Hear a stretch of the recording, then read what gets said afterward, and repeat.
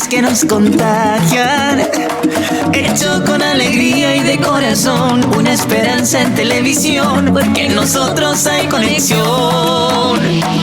Que entregamos todo sin condiciones, datos, curiosidades, informaciones. Bien, ya estamos junto a ustedes cuando son las 11:34 de este viernes 13 de enero del año 2023. Ojalá haya estado disfrutando nuestra pantalla durante toda la mañana. Sin embargo, lo invitamos a que siga junto a nosotros aquí en Tu Conexión Matinal. Y ahora tenemos un tema que, bueno, es bastante interesante, no solamente para la gente de la educación, sino para todos como chilenos. Estamos junto a don Mario Aguilar, que es presidente del Colegio de Profesores Metropolitano, y viene a contarnos en qué está la situación de los profesores actualmente. ¿Cómo está, Mario? Bienvenido a Tu Conexión Matinal. Muy bien, muchas gracias por la invitación. Mario, a ver, ¿cómo está? Primero hablemos un poco para contextualizar al público, ¿cómo está la educación en este minuto en Chile? ¿Por qué momento estamos pasando actualmente? Mira, yo creo que tenemos un tipo de educación, un paradigma, para usar un término que se usa en la academia, que está bastante agotado. Ya. Y tiene muchos indicadores de que está muy en crisis. Indicadores que vienen hace años, ya hace años que la educación viene dando síntomas de crisis, de agotamiento de un modelo, pero que obviamente con la pandemia eso se agudizó y se aceleró. Yo diría que la pandemia no generó la crisis que tiene la educación actual, pero sí la visibilizó por un lado. Exacto. La aceleró, porque evidentemente lo que pasó produjo consecuencias, el tener los colegios cerrados, evidentemente sí, tiene un impacto. Pero es una crisis que venía de mucho tiempo, y que hoy día es muy difícil hacer clases, te lo digo así de directo y en sencillo, fundamentalmente porque las nuevas generaciones sienten que lo que el modelo educacional les ofrece, tanto en lo que hace a contenido, el currículum, el formato de lo que es una clase, y la promesa de la educación, de que mediante la educación tú progresarás, es una cosa que ya las generaciones nuevas no lo sienten como real. ¿Ya? Por un lado, no los motiva el currículum, no los motiva el tipo de educación que se entrega, pero tampoco sienten que es real la promesa de que a través del estudio tú progresarás.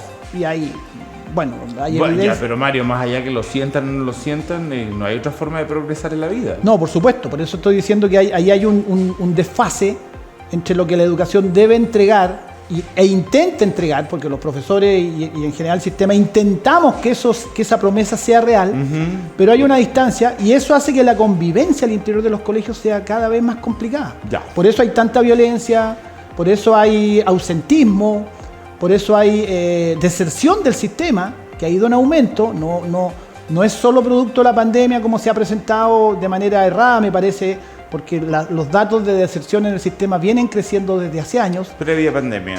Previo a la pandemia. Por lo tanto, hay un sistema agotado, hay una promesa también del gobierno actual de cambiar el paradigma, pero ya vamos a completar casi un año y no hay ninguna acción concreta en la línea de ese cambio. Ya vamos a completar un cuarto de gobierno y no se ha avanzado en ese compromiso de cambiar el paradigma, lo cual a nosotros, por supuesto, nos tiene preocupados y alertados.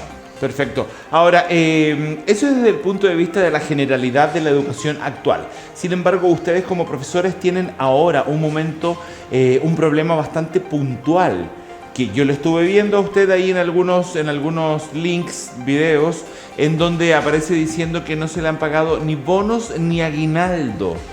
Eso muchas veces suena a una empresa privada. Sin embargo, para ustedes que dependen del Estado, del gobierno en este minuto, ¿cómo lo ve? ¿Qué es lo que está pasando? Primero cuéntenos lo que no les han pagado.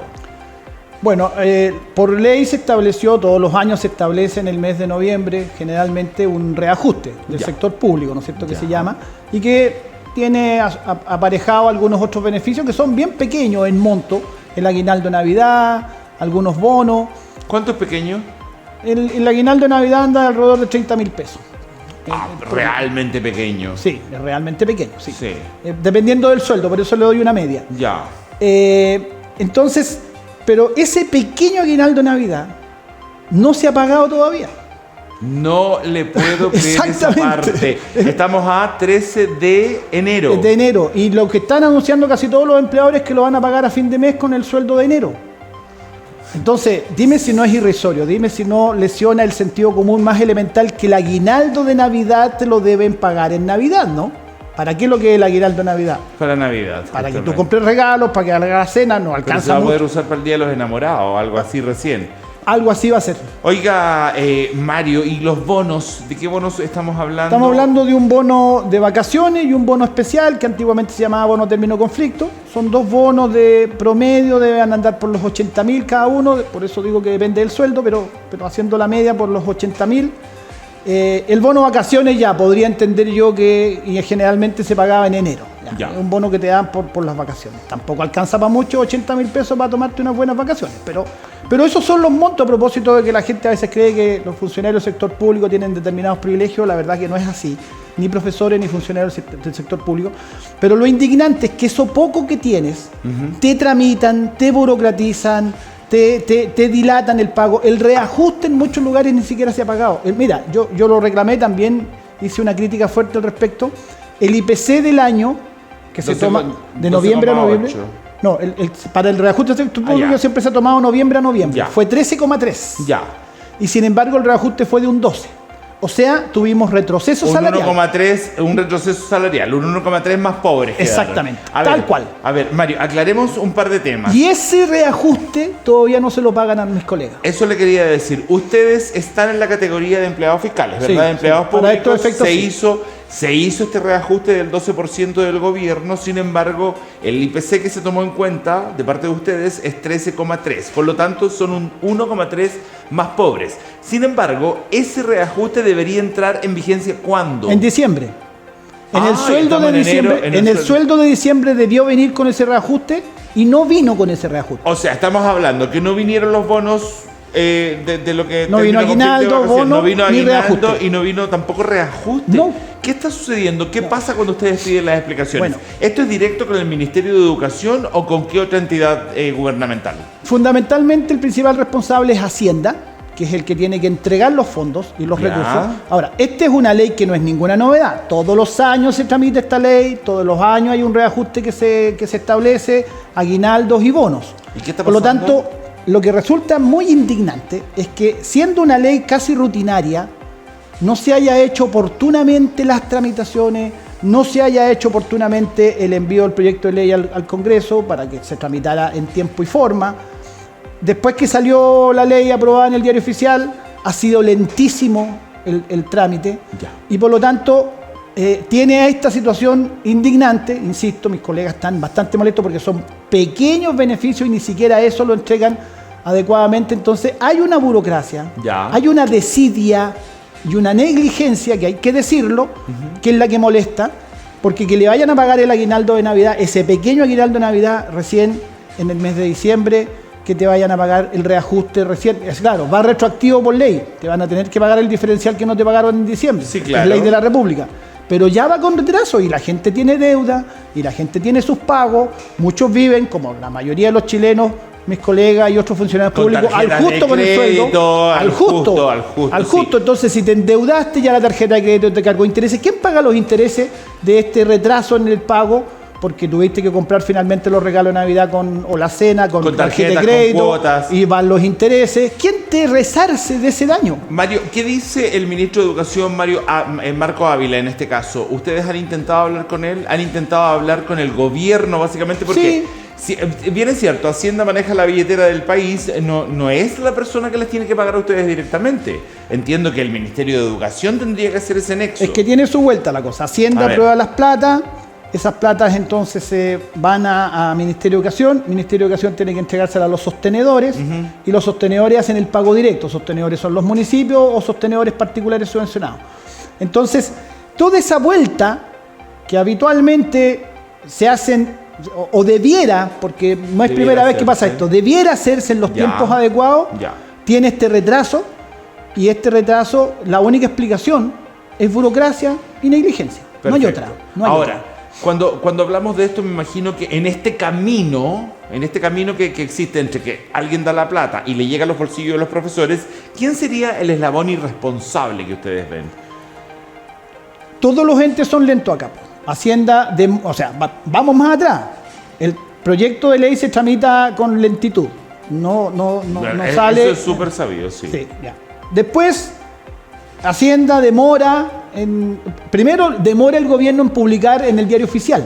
También hubo demora. Algo que, si uno dice hay celeridad, hay que pagarle a los trabajadores y trabajadoras, está la Navidad encima, la gente necesita la plata, bueno, acelero el trámite de que se publique en el diario oficial. Exactamente. Porque cuando hubo que hacerle una ley a un partido político que no había inscrito a tiempo, en 5 minutos. Se tramitó en 24 horas la ley y al día siguiente estaba publicada en el diario oficial. Si los que estuvieran afectados en el sueldo fueran los parlamentarios, te aseguro que sale rapidito el decreto y sale rapidita la ley. Pero como son trabajadores y trabajadoras comunes y corrientes, da lo mismo, demora el trámite de Hacienda, demora en ir al Ministerio de Educación, el Ministerio de Educación sigue con su vuelta burocrática y las platas todavía no le llegan a los municipios.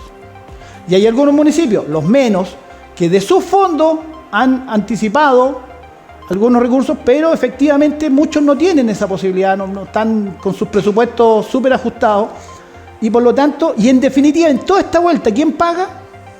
El profe, el funcionario público que queda con este desfase que estoy diciendo y con el daño que eso produce. ¿Ustedes a quién se han dirigido para conversar de esto? Al Ministerio de Educación, a cada uno de los empleadores. ¿Cuál es la explicación que se le da de parte del Ministerio de Educación? Que las platas no han llegado, que está en trámite, que hay que tomar razón en Contraloría, pero todos esos, lo que te quiero decir, Karim, todos esos trámites son previsibles, no son una cosa nueva. Esta no es una ley nueva que a todos nos pidió sorpresa, entonces los trámites por eso se han demorado. Ok, Mario, y aparte de esto, ¿qué van a hacer ustedes? Digamos, aparte de la respuesta que se le está dando de parte del gobierno de los diferentes entes, ¿qué van a hacer ustedes? ¿Qué medidas pueden tomar o qué medidas están pensando en tomar? Mira, la verdad, te voy a ser bien sincero. Porque un paro en enero no tiene razón de ser. Te voy a ser bien sincero en la respuesta. Lo único que nos queda es patalear, denunciar esta situación, alegar, porque en términos prácticos, esta cuestión va a quedar resuelta a fin de mes, pero el daño ya va a estar causado y si presentáramos o una cuestión en tribunales o algún requerimiento, cualquier cosa, finalmente va a quedar desfasado. Entonces, son estas pequeñas cosas, si se quiere, mal hechas, que repetidas como mal hechas, son una explicación también de por qué la gente tiene tanto malestar, por qué la gente tiene tanta desconfianza de las instituciones, porque los que tienen que hacer su pega no la hacen, pues. A ver, pero exactamente si esto sigue siendo otro tipo de problema, porque yo recuerdo que este año, el año 2022, estuvimos varias veces reporteando el tema, mostrándole a la gente que tampoco se pagaban los temas previsionales. Hay muchos municipios, ¿verdad?, donde no se pagan. Hay muchos municipios donde no se ha podido pagar AFP, el sistema de salud, independiente que sea FONASA o ISAPRE. ¿Eso se arregló o no? Porque más allá de estos bonos, existe ese otro problema. ¿Y ustedes van a tomar alguna acción de acá a marzo, por lo menos? Bueno, por supuesto. Se han tomado varias acciones. ANCUD tuvo una larga paralización hace un par de meses atrás. Sí. Tiltil estuvo una larga paralización. Tiltil estuvimos en el lugar. Se hacen las gestiones, se hace la presión, se presentan las querellas judiciales, las presentaciones en Contraloría, las presentaciones en la Superintendencia de Educación. Nosotros hacemos todo lo que está de nuestra parte. Lo que se supone que los ciudadanos podemos hacer para protegernos de estas ilegalidades. Porque es totalmente ilegal que un alcalde tome las platas que son del trabajador y trabajadora, porque a ti te lo descuentan de tu sueldo, es tu sueldo, tú lo trabajaste. La plata para la previsión, la plata para la salud. Y que no lo paguen es una apropiación indebida. En algunos casos se han presentado las querellas, pero ¿a dónde vamos? Que muchas de esas querellas demoran años. Sí, alcalde, pero cuando una persona se apropia de una plata que ilegalmente, lo normal es que le metan un juicio y lo metan preso. Y no están los alcaldes presos por esto. No, porque en Chile hay una legislación muy laxa al respecto. En definitiva no van presos. Es muy raro. Y si van presos van 2 días. Y algunas veces incluso se victimizan. Mire, me metieron preso y no puedo estar trabajando por mi comunidad. Pero la legislación es muy laxa con esas irregularidades. En la práctica tú a veces tienes años de un juicio para que finalmente salga una sanción casi absurda. Porque, mira, ¿sabes cuál sería el castigo real? El castigo que les llegaría al alma, perder el cargo. Exacto. Ese debiera ser el castigo real para un alcalde que no cumple con sus responsabilidades, o un sostenedor que no cumple con sus responsabilidades, perder el cargo, o en un sostenedor particular, perder la autorización para seguir ejerciendo como dueño de colegio. ¿Existe la situación en colegios subvencionados también? También se da en algunos colegios subvencionados. ¿Sí? Sí. ¿Y ustedes están poniendo querellas? Estamos poniendo querellas, presentaciones en los órganos competentes que tienen la obligación de fiscalizar. Ya. En determinados momentos hemos logrado sacar algunas modificaciones a la ley. Ahora salió una ley miscelánea, fue una presión que hicimos por año, porque se daba otra cosa absurda. Cuando un sostenedor no paga las cotizaciones previsionales, el Ministerio de Educación tiene que retener una parte de la subvención. Ya. Eso es por ley. Y la retenían. Y ahí se aposaba una gran cantidad de recursos porque los meses se acumulaban y el Ministerio de Educación no podía pagar directamente las cotizaciones previsionales. Ya, perfecto. La ley no lo permitía. Ahora, en esta ley que se aprobó recientemente, el Ministerio va a poder tomar esas plata y pagar directamente, que no van a cubrir los déficits. Eso no va a resolver el problema de Tiltil, Ancud, La Serena, por decir comuna, porque es mucho lo que se ha acumulado, pero va por lo menos permitir ir paliando en parte. Pero lo que se requiere aquí como solución de fondo, es que haya una ley que permita o obligue al Estado central a poner al día todas estas deudas, y luego el Estado central le cobrará a los sostenedores.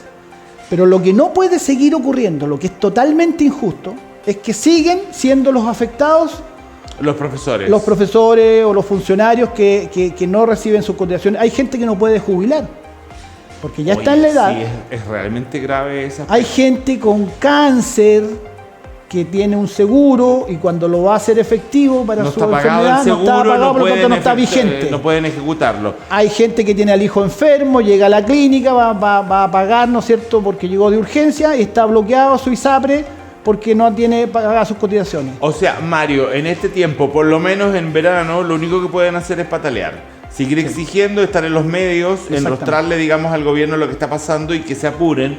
Bueno, ustedes en el gobierno mejor saben cómo se podría resolver esto. Los municipios que también tienen el problema también deberían tomar cartas en el asunto. Mario, en pos del tiempo necesito tocarle otro tema. ¿Qué está sucediendo con las largas filas que se están haciendo en los colegios para... que se estaban haciendo en los colegios para poder conseguir matrículas?